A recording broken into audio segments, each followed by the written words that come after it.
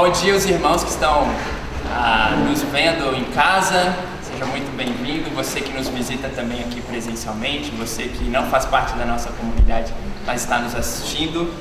Então hoje eu vou continuar a nossa série que nós estamos realizando, que é Cartas da Prisão. Então eu vou falar do capítulo 6 hoje com vocês, terminar o capítulo 6. Semana passada o Marcos iniciou esse capítulo e eu vou terminar o capítulo 6 e a gente vai terminar então essa carta de Efésios, tá bom? Eu vou começar com uma oração antes. Deus Pai, muito obrigado, Deus. Obrigado pelo seu amor leal, pela sua graça, pela sua misericórdia. Pai, obrigado porque o Senhor tem sido tão generoso, Pai, com a gente. O Senhor tem nos dado muito mais do que nós pedimos, muito mais do que nós merecemos. Pai, o Senhor tem sido tão fiel, Deus. Obrigado por isso. Pedimos ao Senhor, Deus, que o Senhor, por favor, abençoe nessa manhã nosso culto, que a gente possa fazer isso de todo o nosso coração, Deus, cada ação nossa que venha a ser com o único objetivo de te exaltar, Deus. Por isso eu oro, Pai, que essa pregação também seja, Pai, mais um instrumento para te exaltar, mais um instrumento para te glorificar, Deus. O Senhor é digno de toda adoração, de todo louvor, de toda honra. Pai, que assim o Senhor sinta-se, Pai, honrado e amado também por nós nesta manhã. Obrigado por todos que nos visitam, por todos aqueles que estão aqui presentes, os que estão em casa, que o Senhor possa ricamente abençoar cada um de nós. Por favor, Deus, nos ajudar a caminhar com o Senhor. Te agradeço no nome do Teu Filho Jesus. Amém. O tema da nossa aula de hoje é Batalha Espiritual e Armadura de Deus. Antes da gente entrar no capítulo de Efésios 6, eu queria só dizer que eu estou muito agradecido, porque recentemente Camila e eu fizemos 3 anos que nós estamos aqui em Belo Horizonte. E é tão especial, irmãos, poder fazer parte dessa comunidade, dessa igreja especial de Belo Horizonte, onde nós nos sentimos tão amados. Nós estávamos sentindo tanta falta de vocês. Isso aqui é uma dádiva, isso aqui é um presente, nada substitui a nossa união. O fato da gente estar em prol do único que é verdadeiro, que é o nosso Senhor Jesus. Então é muito especial, a gente se sente muito amado por vocês. Então, dito isso, vamos lá em Efésios capítulo 6.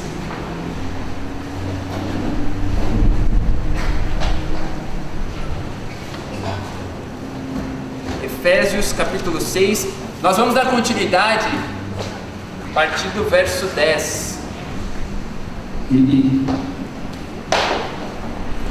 Então nós vamos dar continuidade a partir do verso 10, tá bom? Então, lembrando, o tema é Batalha Espiritual e Armadura de Deus. Então no verso 10 diz assim: finalmente, fortaleçam-se no Senhor e no seu forte poder, vistam toda a armadura de Deus, para poderem ficar firmes contra as ciladas do diabo. Pois a nossa luta não é contra os seres humanos, mas contra os poderes e autoridades, contra os dominadores deste mundo de trevas, contra as forças espirituais do mal nas regiões celestiais. Por isso, vistam toda a armadura de Deus, para que possam ficar firmes, para que possam resistir ao dia mau e permanecer inabaláveis depois de terem feito tudo. Assim, mantenham-se firmes, cingindo-se com o cinto da verdade, vestindo a couraça da justiça e tendo os pés calçados com a prontidão do evangelho da paz. Além disso, usem o escudo da fé, com o qual vocês podem apagar todas as setas inflamadas do maligno. Usem o capacete da salvação e a espada do Espírito, que é a palavra de Deus. Orem no Espírito em todas as ocasiões, com toda oração e súplica. Tendo isso em mente, estejam atentos e perseverem na oração por todos os santos. Orem também por mim, para que quando eu falar, seja-me dada a mensagem, a fim de que destemidamente torne conhecido o mistério do Evangelho, pelo qual sou embaixador, preso em correntes. Orem para que, permanecendo nele, eu fale com coragem, como me cumpre a fazer. Amém? Que especial! Agora nós estamos chegando então ao final dessa carta de Efésios. Vou tentar relembrar um pouquinho para aqueles que de repente estão acompanhando essa sua primeira vez. Nós estamos estudando então o livro de Efésios. Essa foi uma carta escrita pelo apóstolo Paulo com o objetivo de ser uma carta circular ali na região da Ásia, em especial para os irmãos de Éfeso. Então era uma carta destinada aos cristãos, aos crentes em Jesus, dessa determinada região. Então, na primeira parte a gente vê que Paulo ele começa a trabalhar muitas questões. Ele começa então a resgatar na memória dos crentes quem eles eram. Então ele inicia o capítulo 1 dizendo: olha, vocês são escolhidos de Deus, vocês foram redimidos por Deus, vocês foram selados com o Espírito Santo. E aí ele vai continuando falando que Deus nos tirou das trevas, nos trouxe para a maravilhosa luz, no capítulo 2. Ele vai falando que nós fomos introduzidos dentro da igreja, dessa família de Deus. Então essa foi a primeira parte, Paulo resgatando aos crentes quem eles eram. E aí então agora, a partir na verdade do capítulo 4, Paulo começa a trabalhar questões muito práticas com eles. Então, uma vez que vocês são isso, existe um modo, existe uma maneira na qual vocês devem viver. Existem deveres. Então, Paulo começa a falar no capítulo 4 do dever que nós tínhamos de viver em unidade, o desafio que era nós vivermos em santidade. Aí depois Paulo ele começa a falar sobre relacionamento, sobre viver em comunidade. Aí ele fala também sobre a relação entre marido e esposa, entre filhos e pais, como a gente viu na semana passada. Então uma série de deveres começam a ser ditos pelo apóstolo Paulo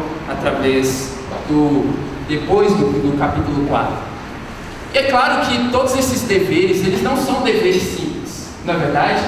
Não é fácil nós sermos bons maridos para os maridos. É uma coisa desafiante. Nós amarmos nossa esposa, liderarmos a nossa casa. Você que tem filhos, liderar os seus filhos, ensiná-los, é uma tarefa árdua, é uma tarefa desafiante. Para as mulheres a mesma coisa, cumprir com os papéis que Deus te deu, de ser uma boa esposa, uma auxiliar, de cuidar dos filhos, não é uma tarefa fácil. Filho também, obediência, muitas vezes não é uma tarefa tão simples assim, principalmente quando a obediência parece meio sem sentido. Então não é uma tarefa tão simples assim exercermos os deveres que Deus nos chama também a praticar. E por que é tão desafiante? É porque existe uma guerra interna, a nossa natureza humana, que depois do pecado, depois da queda, nós temos uma natureza que é ruim, que é pecaminosa. Então existe já uma guerra interna para fazer o que a gente sabe que deve fazer, que é do chamado de Deus para nós. Então existe uma guerra por conta da natureza humana, mas também existe uma batalha espiritual, que é isso que Paulo está falando aqui nesse versículo. Existe uma batalha espiritual. Então, além de ter uma batalha interna, existe uma batalha que ela é uma batalha externa. Então, a vida do cristão, ela não é um parque de diversões. É uma vida de desafios, de dificuldades, de grandes batalhas, batalhas internas, batalhas externas. E como é importante nós reconhecermos as nossas batalhas. Nós somos tentados constantemente a não querer se fortalecer em Deus, a querer confiar na nossa própria habilidade, a querer confiar na nossa própria sabedoria, no nosso próprio modo de agir, e se esquecer muitas vezes de se fortalecer no Senhor. E é exatamente como Paulo inicia: olha, fortaleçam-se no Senhor. É exatamente isso que ele diz. Existem muitos de nós que muitas vezes têm dificuldades de cumprir com esse chamado, de se fortalecer no Senhor. Alguns estão dispersos, alguns não têm investido na sua relação pessoal, na sua relação íntima e profunda com o Senhor, e não têm se fortalecido, infelizmente, no Senhor. Mas, se você quer vencer essas batalhas que eu acabei de dizer, tanto batalhas internas como batalhas que são externas, que estão sendo postas para todo cristão, é necessário fortalecer-se no Senhor. É assim que nós temos reagido, temos encarado isso na nossa vida, ou nossos relacionamentos com Deus tem sido algo ainda vazio, algo que não tem sido profundo, algo que tem sido talvez superficial. Eu quero nessa manhã chamar você que é cristão a avaliar isso também. Então no verso 11, ele começa a falar sobre a importância de nós vestirmos uma armadura de Deus. Existe uma batalha espiritual, a gente vai entender contra quem é essa batalha espiritual melhor, vamos tentar escrever, mas existe também essa armadura que nós precisamos vestir para essa batalha, como ele diz. E não é uma parte da armadura, como Paulo quer dizer, ele diz toda a armadura, e a gente vai entender melhor. Então Paulo ele descreve uma ilustração ali, porque ele tinha em mente todos os soldados que estavam à sua volta. Paulo estava preso, estava debaixo de um império romano, e ele começa a dizer de algumas características de armaduras que ele estava observando também. E aí ele diz que existe uma armadura de Deus também que nós precisamos utilizar, e a gente vai entender melhor. E aí no verso 11 ele diz com qual objetivo? Para que pudéssemos ficar firmes contra ciladas de Satanás. É importante que nós possamos reconhecer as nossas limitações. Isso é importantíssimo.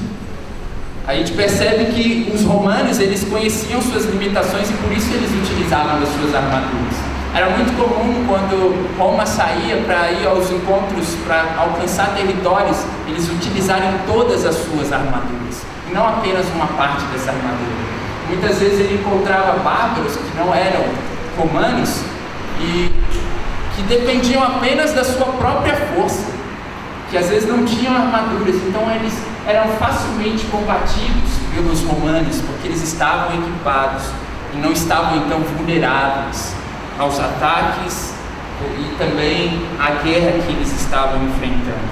Então o objetivo é ficarmos firmes contra essa batalha espiritual. Então vamos tentar decifrar um pouquinho sobre quem é o nosso adversário, como diz aí. No verso 12 fala que o nosso adversário, a nossa luta é contra os dominadores deste mundo de trevas, contra as forças espirituais do mal nas regiões celestiais. Se a gente pegar as escrituras de 1 Pedro, capítulo 5, 8, o que Pedro vai orientar os crentes? Estejam alertas, vigiem, porque existe um inimigo que anda ao redor, como um leão, rugindo e procurando a quem possa devorar. Eu pergunto a você, para quem que Paulo estava escrevendo?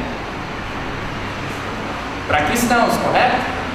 Ele estava para não cristãos? Não, para cristãos. Então Pedro estava escrevendo para cristãos aqui. Paulo também escreve para cristãos aqui em Efésios. Em Efésios 2:2 também ele descreve Satanás como alguém que atua nos filhos da desobediência, que tem sob domínio aqueles que não são filhos da obediência, e estando eles sob um contexto de aprisionamento. Então, existem duas pessoas que analisam os adversários de diferentes maneiras. Existem alguns que superestimam Satanás, ou essas forças espirituais malignas, e superestimam onde quase tudo é culpa de Satanás. Eu bati o meu dedinho do pé na cadeira, foi Satanás. Meu time caiu para a segunda divisão, foi o Satanás. Então, eu borrei a maquiagem na festa, acabou. Foi o Satanás que acabou com a minha alegria aqui, acabou com a minha... Alguns então acham que tudo é ação de Satanás, toda ação ali é resultado, só pode. Eu acho que eu estou marcado, eu tenho alguma questão pessoal. Mas então, para essas pessoas que superestimam Satanás, ele é o único culpado de todas as situações, ele é o único responsável por todas as ações. Mas existe uma outra classe que subestima bastante. E isso tem sido muito comum na pós-modernidade. Pessoas que tentam dizer, não, isso aí é coisa de gente que não tinha ciência. E aí tudo eles descreviam como ação maligna ou ação de uma força mal. Então agora a gente tem explicação para tudo isso. A ciência veio resolver. Claro que existia antes, mas na pós-modernidade isso tem sido muito comum também. Então Satanás para essas pessoas é um tipo de invenção da religião. Então temos dois grupos, então os que superestimam e os que subestimam. Mas a gente não pode ser nenhum dos dois grupos. Os dois grupos estão incorretos. Nem toda ação é gerada por Satanás ou criada por ele. Então, e também a gente não pode perder de dimensão que existem sim estratégias, existem sim ciladas que são colocadas para que, de algum modo, o adversário tente nos desestabilizar, os crentes. Então a gente percebe que o objetivo principal de Satanás é colocar a mentira na vida dos cristãos. Porque ele sabe que ele é um derrotado, ele sabe que a batalha já foi perdida, ele sabe que ele não tem por que mais tentar você tirar da sua fé em Deus, mas ele vai tentar muitas vezes fazer você tropeçar na sua mente, fazer você acreditar na mentira. Então Satanás ele mente de diversas maneiras. Uma das maneiras que ele mente quando ele diz que Deus não quer ter comunhão com você, que é pecador, por conta de um pecado que você cometeu. Ele mente muitas vezes quando diz que a carreira que você tanto procura, ela vai te dar sentido e valor. Ele mente quando diz que você só vai ser amado, valorizado e reconhecido quando você tiver estabilidade financeira. Ele mente quando diz que o seu casamento não tem solução, que o que resta para você é apenas então buscar uma outra pessoa para você ser feliz. Ele mente para você, jovem, quando ele diz que você não vai conseguir de modo algum deixar os seus desejos imorais. Você não pode controlar porque afinal você é jovem. Ele mente quando diz que para você ser feliz, você precisa de um relacionamento.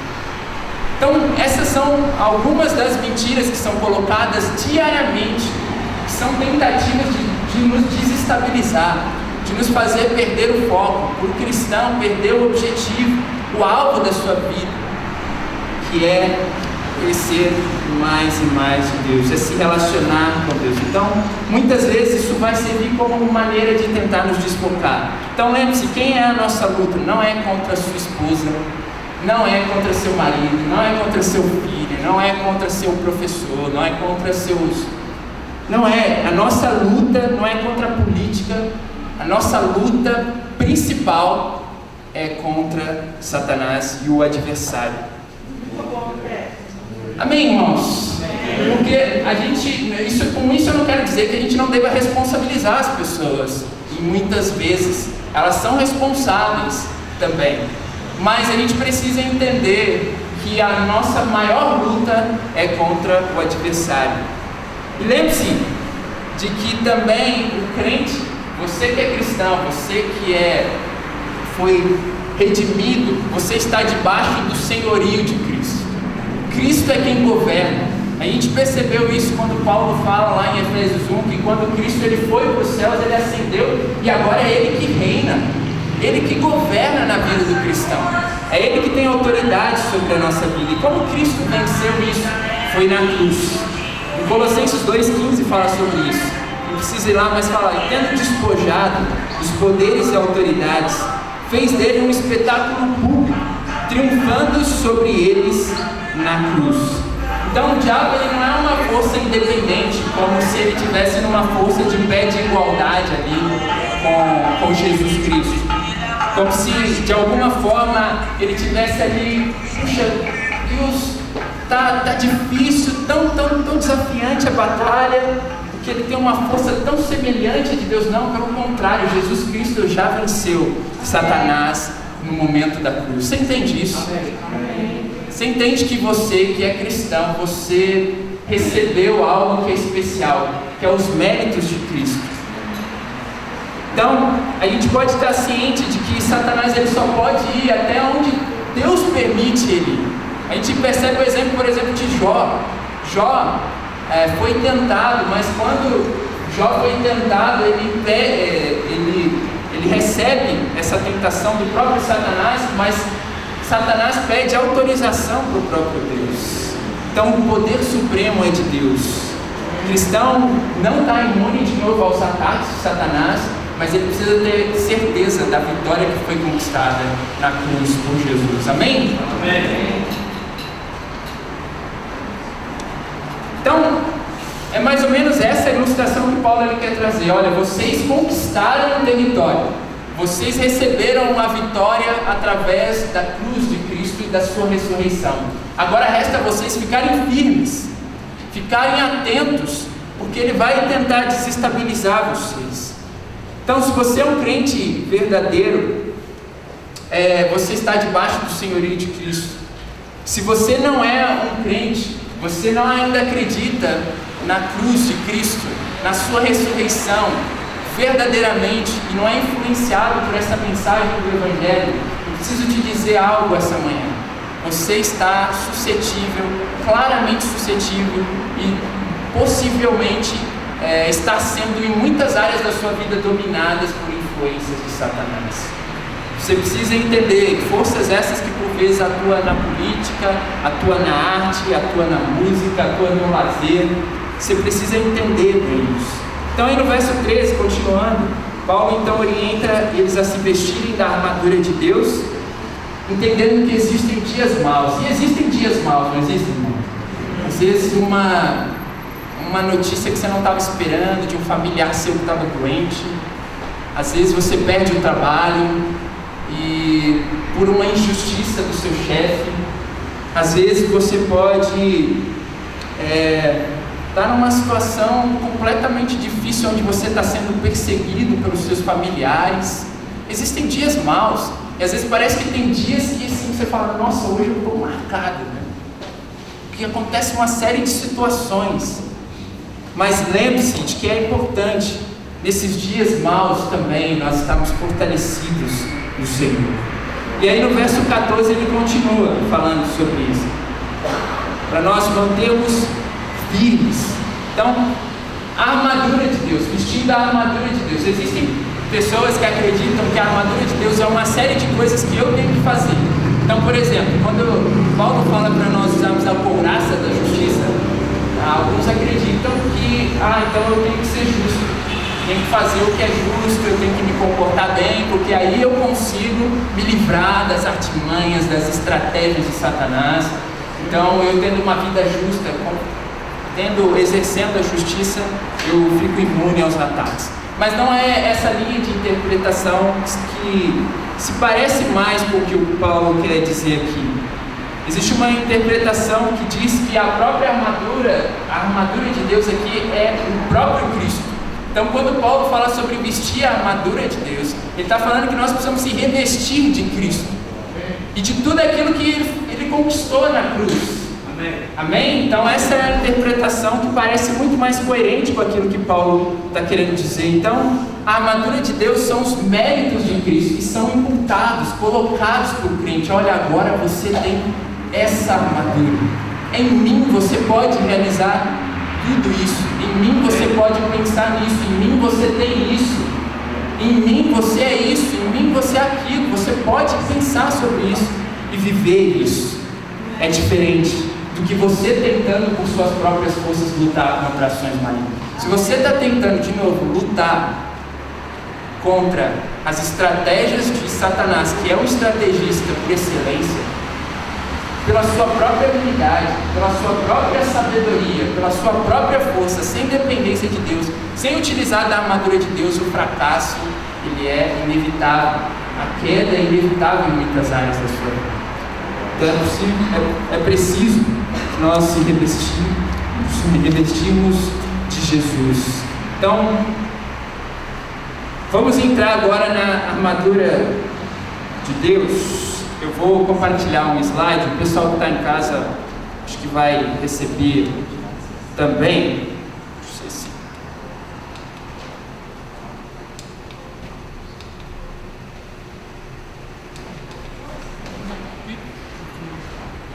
Beleza, só um minutinho aqui que está colocando para o pessoal que está presencialmente.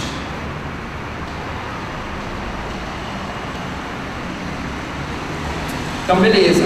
Então, agora a gente vai entender um pouco mais dessas armaduras, o que significa vestir da armadura de Deus.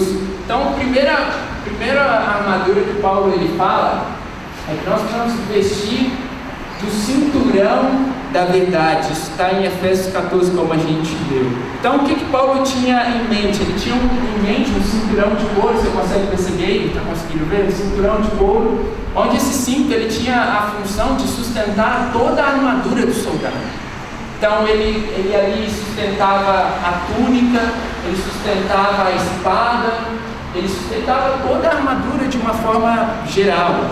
Então a ideia que Paulo quer trazer é que a verdade, ela é sustentadora. A verdade é o que nos sustenta. E precisamos então da verdade para ser sustentados por Deus. Contra os ataques, nós nos mantemos sustentados pela palavra de Deus. Então essa verdade é a verdade de Cristo. Diariamente o cristão, ele precisa se lembrar da verdade de Cristo. A verdade de quem ele era, a verdade de quem Cristo era. A verdade de próprio Jesus, conhecendo o próprio Jesus, que é a verdade, sendo moldado pelo próprio Jesus. Diariamente nós, como cristãos, precisamos nos vestir com o cinturão da verdade. E é isso que Paulo está trazendo. Você é alguém que tem se revestido da palavra de Deus, do cinturão da verdade. Você é alguém que tem investido no seu conhecimento da verdade, seja estudando as Escrituras, seja lendo livros que te ajudem a ampliar o seu olhar para conhecer mais de Jesus. Você é alguém que está constantemente se revestindo da verdade que é Jesus. E num tempo em que a verdade é bastante relativa, a gente pode ter alguns problemas, onde parece que a opinião das pessoas está ganhando o mesmo peso do que a opinião de Cristo. E a gente precisa claramente se revestir dessa verdade. O que é a verdade? Tudo bem, tem fulano que estão falando que isso é verdade, mas o que Jesus me diz que é a verdade? Então, diariamente é importante nós nos vestirmos com o cinturão da verdade. E aí, então, o próximo item que ele fala é couraça da justiça. Então, ele fala que o crente deve se vestir da couraça da justiça. E a couraça ela é um objeto que era feito de metal ou também de um couro duro combinado, e ela servia basicamente para proteger todos os órgãos vitais, principalmente o coração. Então, todo o ataque que eles recebiam, você tinha a couraça que protegia o soldado dos perigos de ser fatalmente golpeado nesses órgãos vitais. Então, a couraça da justiça, quando Paulo fala, ele quer dizer que você precisa constantemente se lembrar da justificação de Deus. Você precisa se nutrir de que, no entendimento, você que é um cristão, de que Jesus pagou um alto preço para te declarar justo. Você é justo e eu sou justo não pelas coisas que nós realizamos, não pela nossa capacidade intelectual, pela nossa capacidade moral. Nós somos justos por conta da justificação, ou seja, através de Cristo na cruz, fomos declarados justos. Ele pagou a conta que nós merecíamos, e é por isso que nós precisamos nos lembrar constantemente. E como é importante, quando nós estamos sendo atacados por Satanás, a gente se lembrar de que nós somos justos por conta de Cristo, justos porque Deus nos tornou justos. Não me entenda mal, e eu não quero que você saia assim, então eu sou justo, né? Eu tenho aval para fazer o que eu bem quiser. É isso? Tem pessoas que entendem isso muito errado. Se alguém entende que verdadeiramente foi declarado justo, você acha mesmo que alguém que entende que verdadeiramente foi declarado justo, que recebeu uma graça tão imensa diante de Deus, vai querer viver uma vida também que não é uma vida de buscar a justiça? A gente precisa parar de desconstruir isso. Quem realmente entende a graça de Deus, quem realmente entende a justificação que Cristo fez na cruz, não vai abrir espaço para querer viver uma vida que também não seja uma vida de buscar a justiça, entendendo que ele é limitado, entendendo que ele vai falhar nesse processo, mas que vai buscar a justiça também. Isso nos ajuda a ser também tão menos orgulhosos, a gente saber que os méritos foram dados pelo próprio Deus. Então, quando Satanás vier tentar muitas vezes você, lembre-se disso. Lembre-se de que Deus, através de Jesus, declarou justiça. E aí, seguindo o item, Paulo vai falar sobre sandálias do Evangelho da Paz. Então, as sandálias, como vocês estão vendo aí, os soldados romanos, eles usavam esses calçados feitos, tinham mais ou menos como se fossem alguns pregos de metais, que davam a esse soldado romano uma certa estabilidade para ele poder caminhar, dava a ele uma segurança. Então, quando Paulo fala sobre nós estarmos calçados com o Evangelho da Paz, é porque é o Evangelho que nos dá a segurança de que, apesar dos desafios que nos cercam, apesar inclusive dos erros que às vezes a gente vai ter nesse percurso, eu posso estar seguro de que o Evangelho me trouxe paz com Deus. Eu tenho paz com Deus por conta do Evangelho. Olha que impressionante isso. Às vezes nós somos pessoas que não andamos com paz, e a gente precisa entender que nós adquirimos a paz, a reconciliação com Deus através da obra de Cristo na cruz. Não é o medo que deve nos mover, não é o medo de se Deus parar de fazer isso, se Deus me parar de me abençoar. Isso não é uma motivação nada correta para que a gente possa seguir e avançar e progredir na nossa fé. Pelo contrário, isso só vai causar dores a você. Talvez você, assim como eu, tenha tentado muitas vezes querer merecer o amor de Deus. Então se eu fizer isso daqui, eu acho que eu vou receber a bênção de Deus. Não, mas se eu fizer tudo direitinho aqui, talvez finalmente eu consiga ver minha família caminhando bem. Não é isso. A coisa mais importante para que a gente possa progredir em paz é entender o Evangelho, essa boa notícia. O Evangelho sendo a boa notícia de que Cristo morreu na cruz e ressuscitou, e agora nós temos paz com Deus.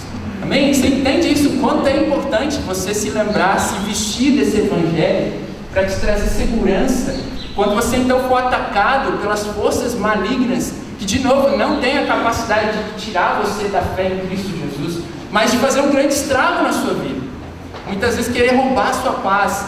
Então nós temos essa possibilidade de vestirmos dos calçados do Evangelho da Paz. Então o próximo item que Paulo traz é o escudo da fé. Então,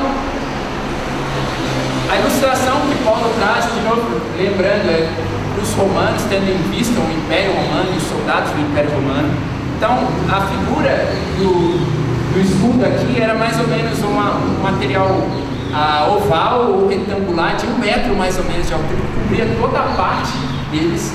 E esse material, ele era interessante porque ele era feito de camadas de madeira e também de um novilho que era molhado. Então, qual que era a ideia? Ficar umedecido, porque eles sabiam que muitos dos inimigos deles iriam lançar flechas inflamadas. E aí então, esse lenço umedecido, essa parte umedecida, iria acabar com as estratégias que estavam sendo lançadas ali. Então, o próprio Paulo fala que o Satanás ele lança setas inflamadas. Portanto, é necessário que a gente esteja nutrido com essa parte tão vital e importante que é o escudo da fé na nossa armadura. E o que é esse escudo da fé? A gente sabe que a fé é algo que sustenta o cristão, é algo que dá vigor, é algo que norteia o cristão, é o que faz ele viver uma vida de dependência de Deus. A gente sabe que a fé ela é um dom de Deus, mas a gente pode fortalecer a nossa fé e caminhar então com Deus por meio da fé, cada vez mais ouvindo da mensagem de Deus. Lembre-se de escrituras que dizem sobre isso, que a fé vem por ouvir a mensagem. E agora, como é que nós queremos resistir às setas inflamadas que são por vezes colocadas em nós, se muitas vezes a gente não para ouvir a mensagem de Deus? Se muitas vezes a gente não separa um tempo, não se organiza para fortalecer a nossa fé, reconhecer que de fato esse é componente da armadura é de Deus, mas que existe uma responsabilidade de fortalecer fortalecermos a fé também. Então, o último item que Paulo fala é sobre o capacete da salvação. Bem, a gente sabe bem quão vital e importante essa área que é o capacete, a gente nem precisa explicar o quão importante, mas a ideia de Paulo ao falar que esse capacete é o capacete da salvação é porque uma das principais intenções de Satanás, de novo, é trabalhar na nossa mente, é atacar a nossa mente, a mente do cristão, fazendo questionar sobre a sua segurança em Cristo, fazendo questionar sobre a sua salvação, fazendo questionar muitas vezes sobre o amor de Deus para a sua vida. Então existem muitas estratégias que são utilizadas para Satanás na mente do cristão. Como é importante nós termos a mente claramente influenciada pelo conceito da salvação, entender que nós fomos salvos por Cristo. Nós fomos salvos por Cristo e nós podemos caminhar então seguros dessa promessa em Cristo. E aí, na verdade não é o último item, né? Eu falei que era o último, mas tem mais um ainda, é a espada do Espírito. Então, continuando, ele fala, vistam-se o capacete da salvação, aí depois ele fala, vistam a espada do Espírito.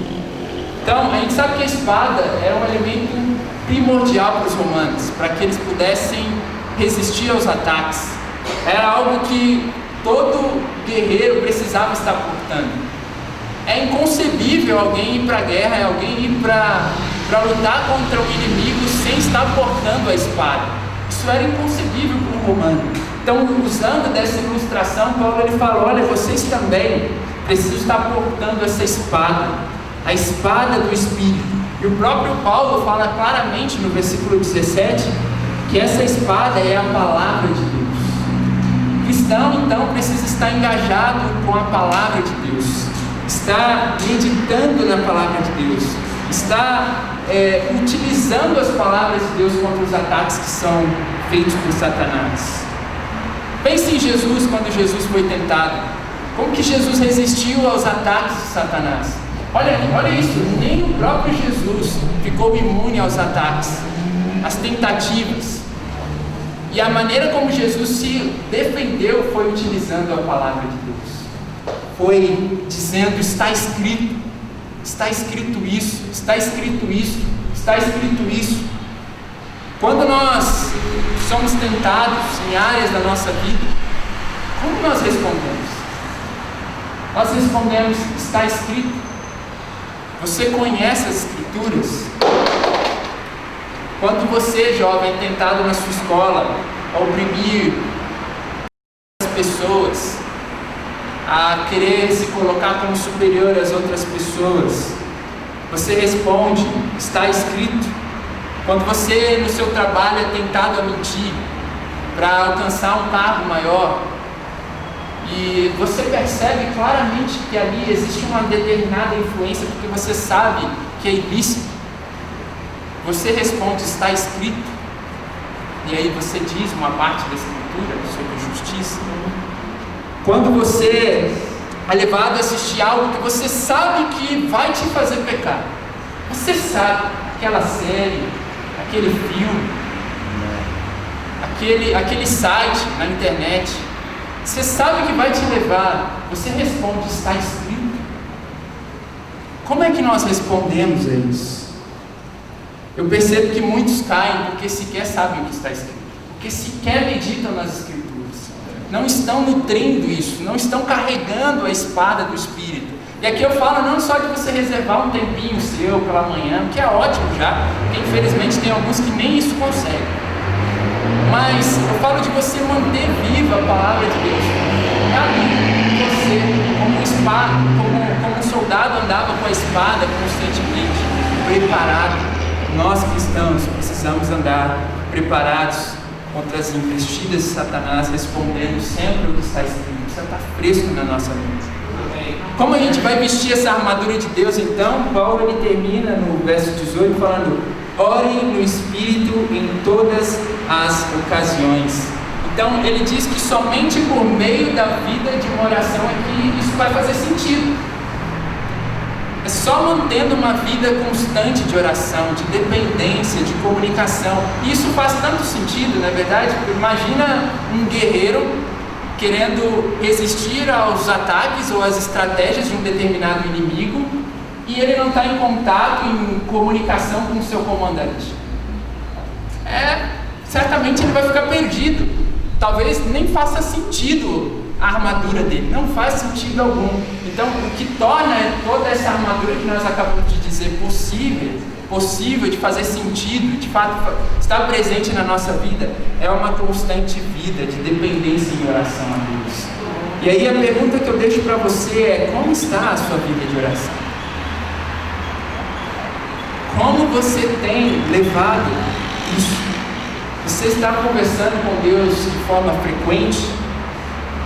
E aqui ele fala de orações e súplicas, né? Então é algo tão profundo, são diferentes coisas. Quando ele fala de diversos tipos de orações aqui, né? Seja dar graças a Deus, seja confissão, intercessão, petição, tudo isso é importante na nossa vida de oração. Então, a gente precisa claramente estar alinhado com Deus, com o nosso comandante, para que quando Satanás estiver investindo em determinadas áreas da sua vida para tentar você possa estar preparado.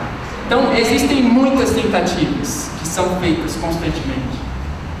Desde, como eu falei, na arte, na política, na escola, existem muitas áreas de influência que podem servir para as estratégias de Satanás. E você precisa estar atento em todas as áreas em que você está presente, seja na área da política, seja na sua faculdade, seja em casa.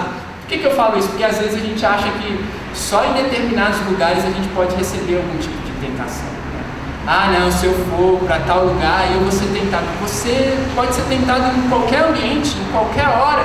Por isso que é importante constantemente nós estarmos alertas e vigiando. Estejam alertas e vigiem. Às vezes Satanás ataca nos momentos em que você se está julgando mais forte.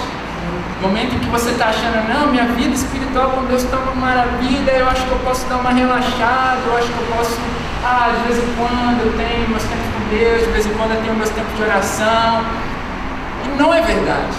A gente precisa estar atento, vigiando. Então a maneira que Paulo está querendo nos orientar, irmãos, aqui é: medite nessas coisas, na palavra de Deus, com constância, e tenha uma vida de oração. Assim nós estaremos nutrindo, se revestindo de Cristo, para que a gente possa então lutar contra as investidas.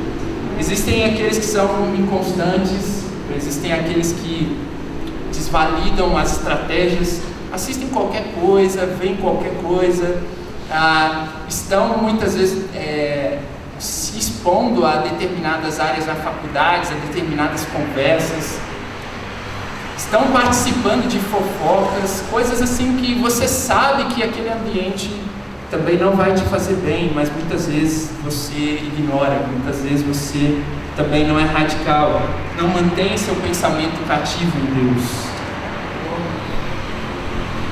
Irmãos, se atente, não sejamos vulneráveis. O diabo, de novo, ele sabe que ele é um derrotado, mas ele vai querer levar muitas pessoas a determinadas quedas. E eu fico tão triste às vezes com algumas notícias que eu vejo.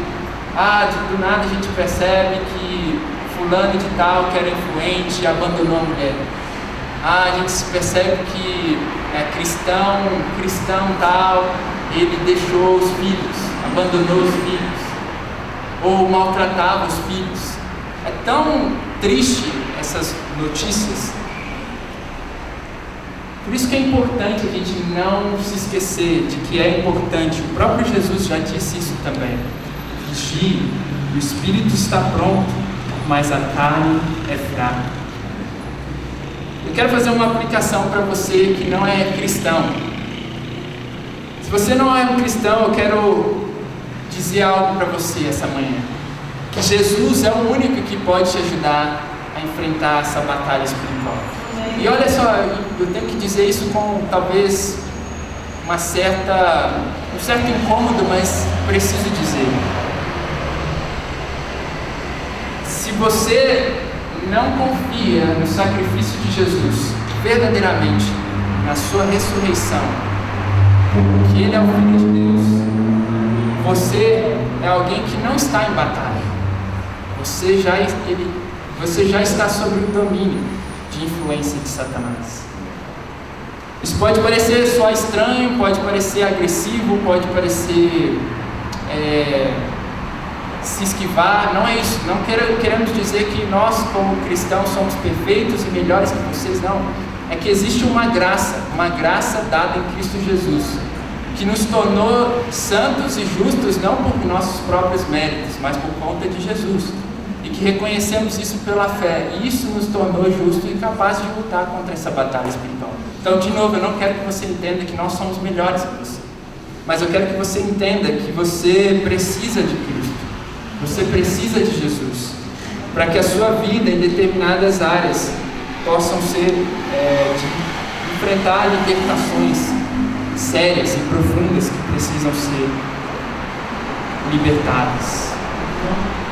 Para finalizar, eu quero falar talvez para os cristãos que estão um pouco desanimados.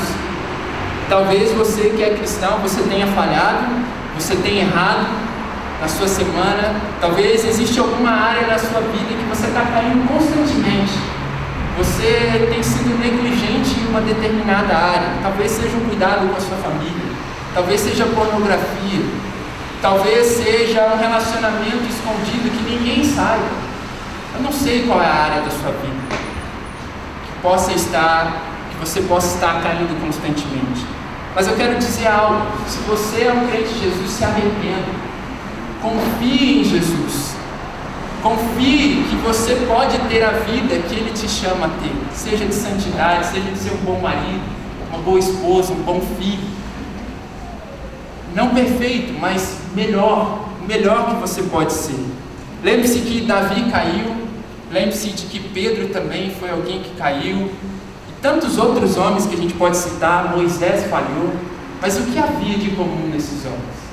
O que é que havia de comum nesses homens?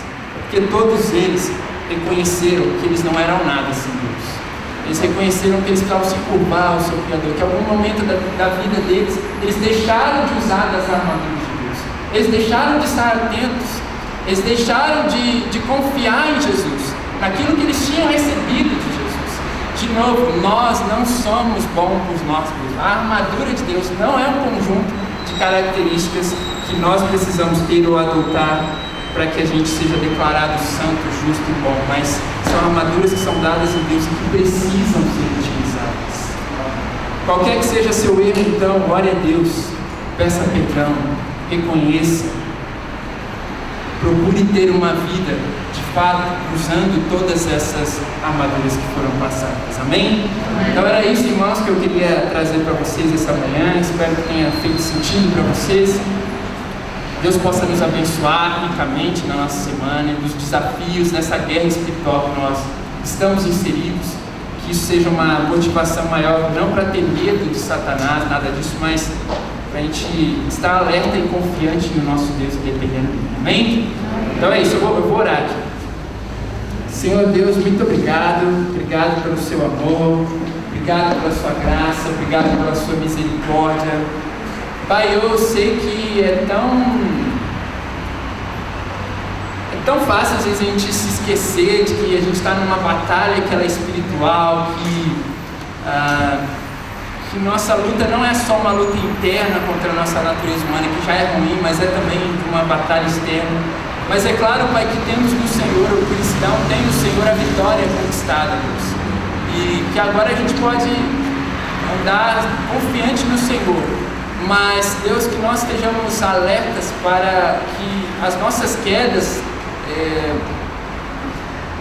morais, Deus, na mente, não sejam frequentes, Deus, na nossa vida.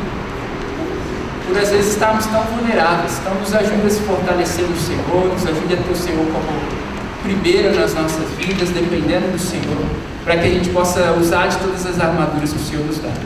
Te agradeço mais uma vez, Deus, por tudo, por essa manhã, pelo que o Senhor nos trouxe para refletir, que tudo seja para a honra e glória do Senhor. Em nome do Teu Filho que eu te oro, eu te peço essas coisas e agradeço. Amém.